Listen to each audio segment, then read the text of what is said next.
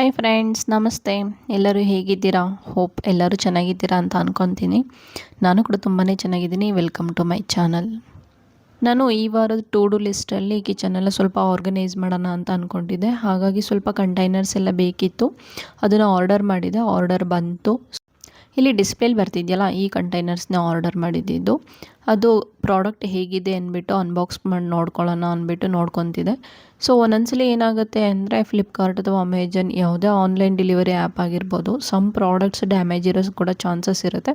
ಹಾಗಾಗಿ ನಾನು ಇಲ್ಲಿ ಒಂದೊಂದನ್ನೇ ನೋಡಿಕೊಂಡು ಅದು ಕ್ವಾಲಿಟಿ ಹೇಗಿದೆ ಮತ್ತು ಏನಾದರೂ ಡ್ಯಾಮೇಜಸ್ ಇದೆಯಾ ಅಂತ ಚೆಕ್ ಮಾಡ್ಕೊತಾ ಇದ್ದೀನಿ. ಪ್ರಾಡಕ್ಟ್ ಕ್ವಾಲಿಟಿ ತುಂಬಾ ಚೆನ್ನಾಗಿತ್ತು, ಎಕ್ಸ್ಪೆಕ್ಟೆಡ್ಗಿಂತ ಚೆನ್ನಾಗಿತ್ತು ಅಂತಲೇ ಹೇಳ್ಬೋದು.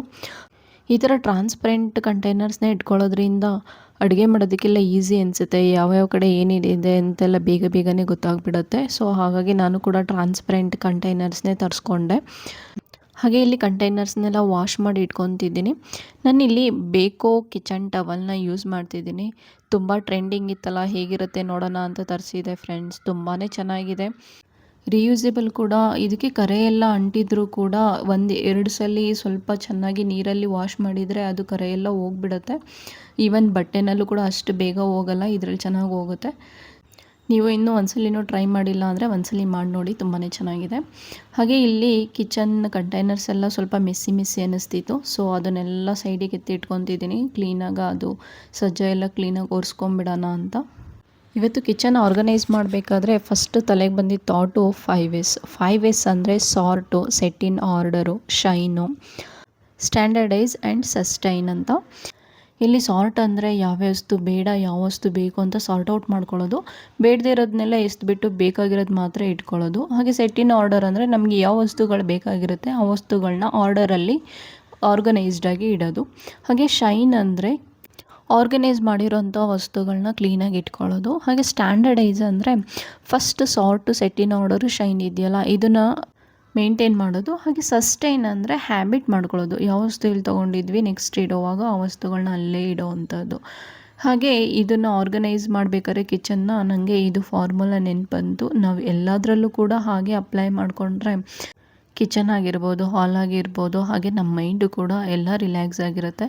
ಮನೆ ಕ್ಲೀನಾಗಿದ್ದರೆ ಮನಸ್ಸು ಕೂಡ ನೆಮ್ಮದಿಯಿಂದ ಇರುತ್ತೆ ಅಂತಲೇ ಹೇಳ್ಬೋದು. ಹಾಗೆ ನಾನಿಲ್ಲಿ ಕಂಟೈನರ್ಸ್ನೆಲ್ಲ ಫಿಲ್ ಮಾಡ್ಕೊತಾ ಇದ್ದೀನಿ.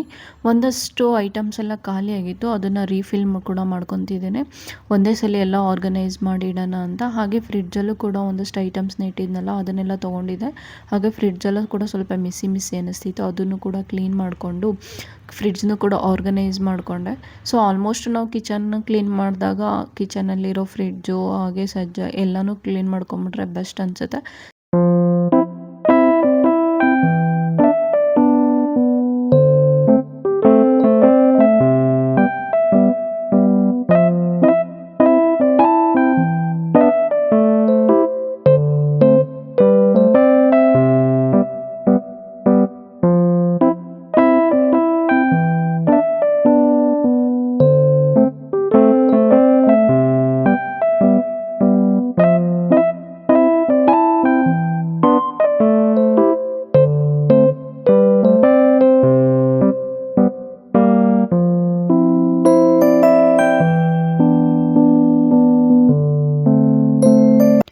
So kitchen clean and organise ಆಯಿತು.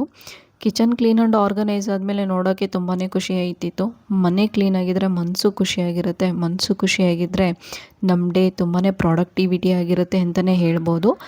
ಹಾಗೆ 5S ಫಾರ್ಮುಲಾನ ನಿಮ್ಮ ಥಾಟ್ಸಲ್ಲಿ, ನಿಮ್ಮ ವರ್ಕಲ್ಲಿ ಇನ್ಕ್ಲೂಡ್ ಮಾಡ್ಕೊಳ್ಳಿ. ಹಾಗೆ ಅದನ್ನು ಇಂಪ್ಲಿಮೆಂಟ್ ಮಾಡ್ತಾ ನಮ್ಮ ಲೈಫಲ್ಲಿ ಆಗೋ ಚೇಂಜಸ್ ಕೂಡ ನಾವು ನೋಡ್ಬೋದು. ಹಾಗೆ ಇಲ್ಲಿ ಏನಾಯಿತು ಗೊತ್ತಾ ಫ್ರೆಂಡ್ಸ್, ನಾನು ಇಷ್ಟು ಕ್ಲೀನ್ ಮಾಡಿ ಆರ್ಗನೈಸ್ ಮಾಡಿ ಎಲ್ಲ ಮಾಡಿದೆ. ನಮ್ಮ ಯಜಮಾನ್ರಿಗೆ ಸ್ವಲ್ಪ ನಾನು ಸಾಂಬಾರಿಗೆ ರುಬ್ಕೊಡು, ಒಗ್ಗರಣೆ ಹಾಕ್ತಿರ್ತೀನಿ ಅಂತ ಹೇಳಿದೆ. ಅವರು ರುಬ್ಕೊಡೋಕ್ಕೆ ಅಂತ ಬಂದು ನಾನು ಕ್ಲೀನ್ ಮಾಡಿದ್ದೆಲ್ಲ ಹಾಳಾಯಿತು. ಅದು ರುಬ್ಕೊಬೇಕಾದ್ರೆ ಸ್ವಲ್ಪ ನೀರು ಜಾಸ್ತಿ ಹಾಕ್ಬಿಟ್ಟು ಎಲ್ಲ ಕಡೆ ಕೂಡ ಫುಲ್ಲು ಸ್ಪ್ರೆಡ್ ಆಗಿಬಿಟ್ಟಿದೆ. ಲಂಚ್ ಬ್ಯಾಗ್ಸ್ ಕೂಡ ಫುಲ್ ಆಗಿಬಿಟ್ಟಿತ್ತು. ಈವನ್ ಫ್ರಿಡ್ಜು, ಡಬ್ಬಗಳು ಎಲ್ಲ ಕಡೆ ಫುಲ್ಲಾಗಿತ್ತು. ಇದೊಂಥರ ಡಬಲ್ ಕೆಲಸ ಆಯಿತು ಇವತ್ತು. ಸೊ ಕೆಲವೊಂದು ಟೈಮಲ್ಲಿ ಅನ್ಎಕ್ಸ್ಪೆಕ್ಟೆಡ್ ಆಗಿ ಅಂದ್ಕೊಳ್ಳೋದಿರ ಏನೇನೋ ಆಗಿಬಿಡುತ್ತೆ. ಸೊ ಇದು ಕೂಡ ಹಾಗೆ ಅಂತ ಅಂದ್ಕೊಂಡು ಮತ್ತಿನ್ನೊಂದು ಸಲ ಎಲ್ಲ ಕ್ಲೀನ್ ಮಾಡೋಕ್ಕೆ ಸ್ಟಾರ್ಟ್ ಮಾಡಿದ್ವಿ. ಅವರು ಕೂಡ ಸರಿ ನಾನು ಹೆಲ್ಪ್ ಮಾಡ್ತೀನಿ ಅಂತ ಹೇಳಿ ಹೆಲ್ಪ್ ಮಾಡ್ತಿದ್ರು. ಎಲ್ಲ ಮತ್ತೆ ಎರಡೆರಡು ಕೆಲಸ ಆಯಿತು ಅಂದ್ಕೊಂಡು ಇನ್ನೇನು ಮಾಡೋಕ್ಕಾಗುತ್ತೆ, ಮತ್ತೆಲ್ಲ ಕ್ಲೀನ್ ಮಾಡ್ಕೊಳ್ಳೋಣ ಅಂದ್ಕೊಂಡು ಮಾಡ್ಕೊತಾ ಇದ್ದೀವಿ. ಹಾಗೆ ಫ್ರೆಂಡ್ಸ್, ಕಂಟೈನರ್ಸ್ದು ಹಾಗೆ ಬೇಕೋ ಕಿಚನ್ ಟವಲ್ದು ನಿಮಗೆ ಏನಾದರೂ ಪ್ರಾಡಕ್ಟ್ ತೊಗೊಬೇಕು ಅಂದರೆ ಡಿಸ್ಕ್ರಿಪ್ಷನಲ್ಲಿ ಲಿಂಕ್ ಕೊಟ್ಟಿರ್ತೀನಿ, ಪರ್ಚೇಸ್ ಮಾಡಿ. ತುಂಬಾ ಚೆನ್ನಾಗಿದೆ ಅಂತ ಹೇಳ್ಬೋದು 2 ಪ್ರಾಡಕ್ಟು ಕೂಡ.